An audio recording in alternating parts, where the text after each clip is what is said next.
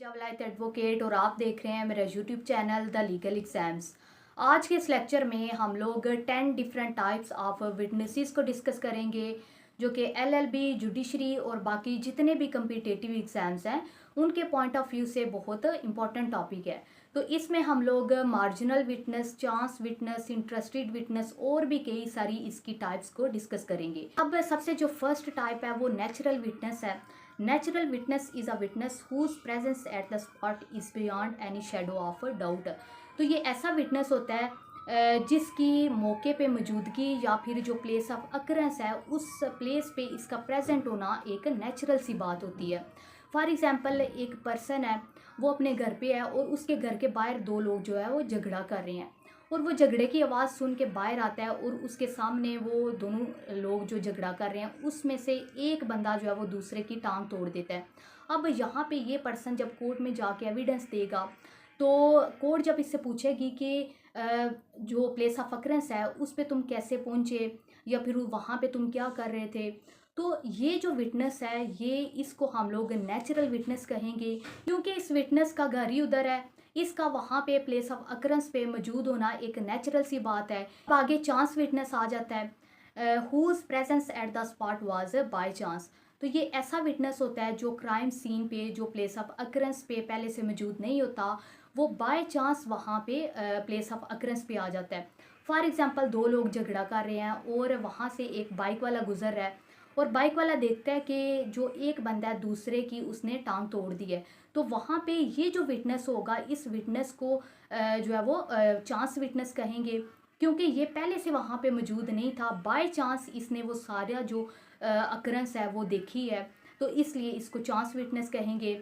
यही डिफरेंस है natural witness और चांस विटनेस में। जो नेचुरल विटनेस होता है वो पहले से प्लेस ऑफ अकरेंस पे मौजूद होता है और उसका वहाँ पे मौजूद होना जो है वो नेचुरल सी बात होती है, लेकिन जो चांस विटनेस होता है वो बाय चांस वहाँ पे जो प्लेस ऑफ अकरेंस है वहाँ पे आ जाता है। अब आगे इंटरेस्टेड विटनेस आ जाता है। इंटरेस्टेड विटनेस ऐसा विटनेस होता है जो कि एक्यूज्ड पर्सन के साथ जिसकी किसी किस्म की जो है वो दुश्मनी होती है, वो एक्यूज्ड पर्सन के अगेंस्ट होता है, लेकिन उसका जो है वो कंप्लेनेंट के साथ जो है वो रिलेशन होता है और उस रिलेशन की बेस पे वो एविडेंस देने आता है एक्यूज्ड पर्सन के अगेंस्ट। बाद स्टार विटनेस आ जाता है। Star witness whose sole evidence is sufficient for conviction.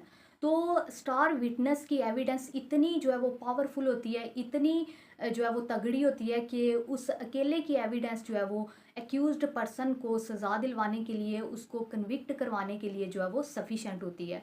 तो ऐसे विटनेस को जो है वो स्टार विटनेस कहते हैं। जो टाइप है वो मार्जिनल विटनेस है। मार्जिनल विटनेस ऐसा विटनेस होता है जो कि who attest the document called marginal witness. जैसे सेल डीड होगी, गिफ्ट डीड होगी या फिर मॉर्गेज डीड होगी या फिर कोई भी ऐसा डॉक्यूमेंट जिसको कोई पर्सन जो है वो अटेस्ट करता है, उस पर्सन को जो है वो मार्जिनल विटनेस कहते हैं। फॉर एग्जांपल एक पर्सन है वो प्रॉपर्टी सेल कर रहा है, दूसरा पर्सन परचेज कर रहा है, वहाँ पे सेल डीड तैयार की जाती है और उस सेल डीड में जिन पर्सनस के नाम लिखे जाते हैं कि ये दो गवाहान हैं जिनकी मौजूदगी में ये पर्सन जो है वो इसने ये प्रॉपर्टी सेल की है, इसने परचेज़ की है, इन दोनों का जो है वो एग्रीमेंट हुआ है, कंट्रैक्ट हुआ है इस ज़मीन को लेके, और जिन पर्सन का नाम लिखा जाता है कि ये पर्सन जो है वो अटेस्ट कर रहे हैं इस सेल डीड को, अब वो जो विटनेस होंगे उन विटनेस को जो है वो मार्जिनल विटनेस कहेंगे। उसके बाद होस्टाइल विटनेस आ जाता है जिसको आप लोगों ने क्यूएसओ में, उसके बाद एविडेंस लॉ में भी पढ़ा होगा कि ये ऐसा विटनेस होता है जो पार्टी इस विटनेस को कोर्ट में लेके जाती है, ये उसी पार्टी के अगेंस्ट कोर्ट में एविडेंस दे देता है। तो ऐसे विटनेस को होस्टाइल डिक्लेयर करवाते हैं और फिर जो पार्टी इसको लेके जाती है कोर्ट में, वही पार्टी इस पे फिर क्रॉस एग्जामिनेशन करती है और इससे क्वेश्चन वगैरह पूछती है। अब आगे आई विटनेस आ जाता है। A person who has seen something happen who himself seen the accused person. तो ये ऐसा पर्सन होता है जिसने खुद जो है वो एक्यूज्ड को देखा होता है, जो मौके पे मौजूद होता है या किसी भी तरीके से वो सारा वाकया जो क्राइम सीन होता है वो उसकी आंखों के सामने हुआ होता है। तो ये ऐसा पर्सन जिसने खुद सारा जो है वो क्राइम सीन देखा हो, एक्यूज्ड पर्सन को देखा हो, उसको आई विटनेस कहते हैं। अब आगे इंडिपेंडेंट विटनेस आ जाता है। Who has no concern with the defence और द प्रोसिक्यूशन। तो जो इंडिपेंडेंट विटनेस होता है ना ही इसका किसी किस्म का कंसर्न होता है डिफेंस के साथ और ना ही प्रोसिक्यूशन के साथ। इसको एक एग्जांपल से समझते हैं। फॉर एग्ज़ाम्पल पुलिस जो है वो किसी चोर को पकड़ती है और उससे जब इन्वेस्टिगेशन करती है कि जो भी तुमने आर्टिकल्स चोरी किए हैं वो किधर है। अब जो चोर है वो बताता है कि फ़लाँ जगह पर वो मैंने आर्टिकल्स जो हैं वो छुपा दिए हैं। अब किसी भी केस में जब पुलिस ने किसी केस प्रॉपर्टी को रिकवर करना होता है, पुलिस रिकवरी करती है, तो वहाँ पे पुलिस ने गवाहान की मौजूदगी में रिकवरी करनी होती है और पुलिस जो है वो रिकवरी मेमो बनाती है, वहाँ पे केस मुकदमा और सारा डिटेल्स वगैरह उस केस से रिलेटेड लिखती है और लिखती है कि जो एक्यूज्ड पर्सन है, जो मुलजिम है, उसने ये अलेज किया है कि फ़लाँ जगह उसने ये आर्टिकल्स छुपाए हैं, केस प्रॉपर्टी छुपाई है और वहाँ पे हम लोगों ने ये चीज़ें रिकवर की हैं और वो जो रिकवरी मीमो होता है, उस रिकवरी मीमो में पुलिस ने जो है विटनेसेस के नाम भी लिखने होते हैं।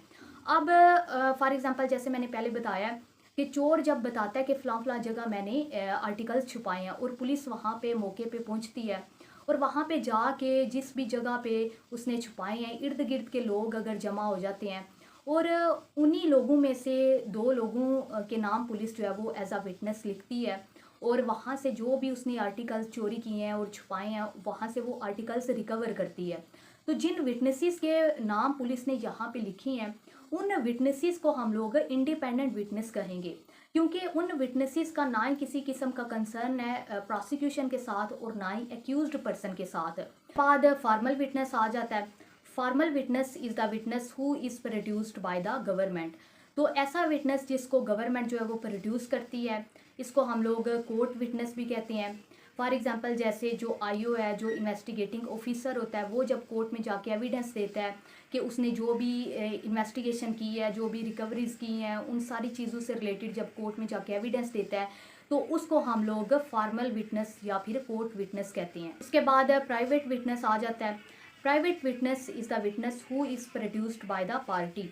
तो ये ऐसा विटनेस होता है, ऐसा गवाह होता है जिसको कोई पार्टी खुद कोर्ट में प्रोड्यूस करती है, इसको गवर्नमेंट प्रोड्यूस नहीं करती, तो इसको प्राइवेट विटनेस कहते हैं।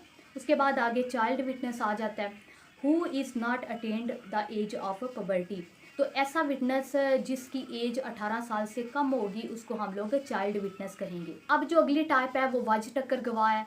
ये सुनने में अजीब लग रही होगी टर्म, लेकिन ये पंजाबी टर्म है और इस टर्म के बारे में काफ़ी दफ़ा जुडिशरी के इंटरव्यू में, एडीपीपी के इंटरव्यू में जो है वो स्टूडेंट से क्वेश्चन पूछा गया है कि वाज टक्कर गवाह कौन सा गवाह होता है। तो who meet the accused person by chance after the occurrence. For example जो एक्यूज्ड पर्सन है वो कोई ऑफेंस कमिट करके तो वहाँ से भाग रहा होता है और रास्ते में उसकी टक्कर जो है वो किसी पर्सन के साथ होती है। तो जिस बंदे के साथ उसकी टक्कर होगी, वो पर्सन जब कोर्ट में आके एविडेंस देगा कि हाँ, इस बंदे को मैंने ऐसे ऐसे भागते हुए देखा था, इसके हाथ में चाकू था या पिस्टल था, इसके कपड़ों पे ब्लड वगैरह लगा हुआ था, तो उस पर्सन की जो एविडेंस होगी, वो पर्सन जब कोर्ट में जाके गवाही देगा उस एक्यूज्ड पर्सन के अगेंस्ट, तो उसको वज टक्कर गवाह कहेंगे। तो ये डिफरेंट टाइप्स ऑफ विटनेसेस थे। आई होप आप लोगों को ये लेक्चर पसंद आया। Thank you so much.